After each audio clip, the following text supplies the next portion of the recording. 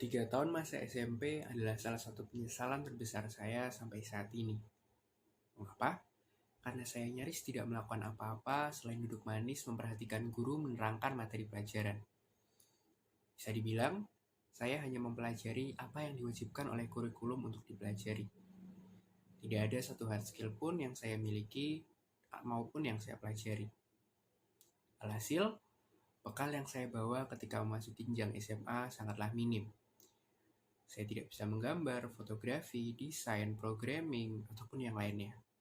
Kemampuan bahasa Inggris saya pun pas-pasan.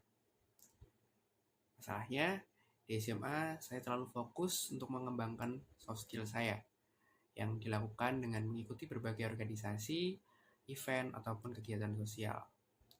Lagi-lagi, saya tidak mempelajari hard skill baru. Penyesalan tersebut menghantui saya sampai saat ini. Alhasil, ketika memasuki kuliah, saya mengambil banyak sekali kegiatan. Mulai dari organisasi, lomba, event, magang, dan yang lainnya.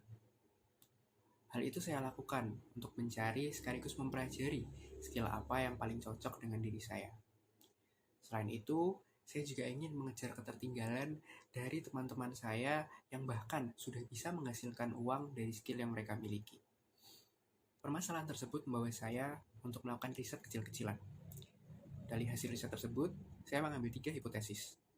Pertama, tidak hanya saya yang mengalami hal tersebut.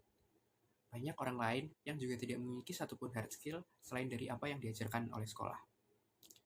Lalu yang kedua, mereka yang memiliki skill tertentu kebanyakan berasal dari keluarga yang berprivilege, entah ekonomi, koneksi, ataupun profesi. Ketiga, masalah ini bukan sepenuhnya disebabkan oleh adanya atau tidak adanya privilege, akan tetapi lebih kepada sistem pendidikan di Indonesia. Sudah menjadi rahasia umum bahwa pendidikan di Indonesia berikan beban yang berlimpah bagi siswa. Kita dituntut untuk menguasai seluruh mata pelajaran. Tidak hanya itu, materi yang diberikan juga terlalu teoritis dan kurang bisa diaplikasikan. Masalah ini diperparah dengan minimnya perhatian terhadap pembelajaran hard skill di pendidikan dasar dan menengah. Padahal, hard skill adalah satu hal yang sangat penting di dunia kerja. Yang dibutuhkan bukan sebatas penguasaan teori belaka, tetapi bagaimana keterampilan praktikal di dunia kerja atau di dunia nyata. Kalau teman-teman perhatikan, nyaris tidak ada satupun mata pelajaran yang spesifik mempelajari skill yang dibutuhkan di dunia profesional. Kalau misalnya ada, itu pun di SMK ataupun sekolah-sekolah swasta. Ekstrakurikuler yang mungkin mencoba menjawab permasalahan ini pun nyatanya sama saja. Kebanyakan dari mereka yang diterima bukanlah yang ingin belajar dari nol, tapi mereka yang sudah ahli dan ingin mengincar prestasi. Bisa dilihat bahwa adanya ketidaklinearan antara apa yang dipelajari di sekolah dengan apa yang dipelajari di kuliah dan juga apa yang dibutuhkan di dunia kerja. Rasanya 12 tahun kita bersekolah seperti sia-sia. Kita dipaksa belajar keras hanya untuk mengincar nilai, bukan bagaimana aplikasinya di dunia nyata. Bahkan, hal ini juga diamini oleh seorang wakil Menteri BUMN.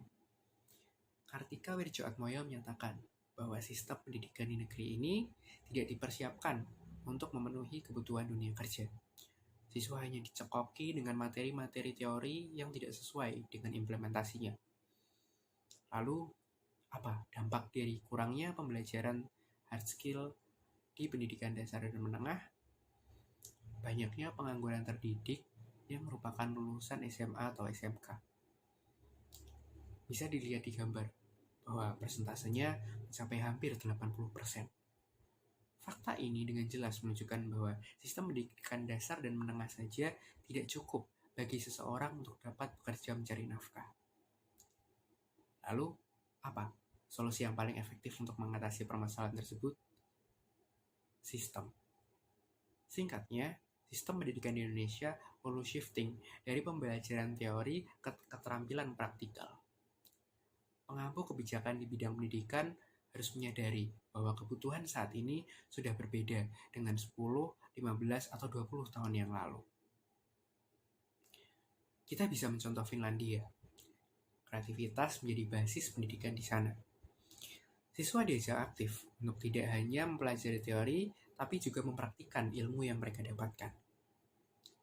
Sebagai mahasiswa yang bukan membuat kebijakan, kita juga bisa melakukan beberapa upaya. Bagi diri sendiri, kita dapat belajar skill-skill melalui course yang tersedia di internet. Bagi orang lain, kita dapat menanamkan atau meningkatkan awareness tentang pentingnya mempelajari hard skill. Kalau berminat, teman-teman juga bisa membuat project atau acara yang bertujuan untuk mengenalkan dan mengajarkan hard skill kepada adik-adik di tingkat SD sampai SMA. Masih banyak dari mereka yang kurang beruntung, yang kurang dapat mengakses ilmu pengetahuan dan internet. Kita yang sudah berprivilege di dunia pendidikan dapat membagikan ilmu kita, dapat membagikan pengalaman kita kepada mereka yang haus akan asupan ilmu pengetahuan. Kesimpulannya, hard skill merupakan salah satu hal yang sangat penting untuk dipelajari. Hard skill akan sangat berguna dalam jangka panjang, terutama dunia kuliah dan dunia kerja. Pembelajaran hard skill sudah seharusnya jadi hak setiap siswa sesuai dengan potensinya masing-masing. Bukan hanya bagi mereka yang berprivilege, tetapi seluruh siswa, tidak peduli apapun latar belakangnya. Hal ini perlu dijadikan perhatian oleh para pemangku kebijakan yang membuat sistem pendidikan di Indonesia. Malcolm X, aktivis HAM dunia, pernah berkata, "Pendidikan adalah tiket ke masa depan. Hari esok akan dimiliki oleh orang-orang yang mempersiapkan dirinya sejak hari ini." Lalu, apa yang terjadi jika kita sudah siap, tapi sistem yang ada belum mendukung? Sekian dari saya, semoga bermanfaat. Terima kasih.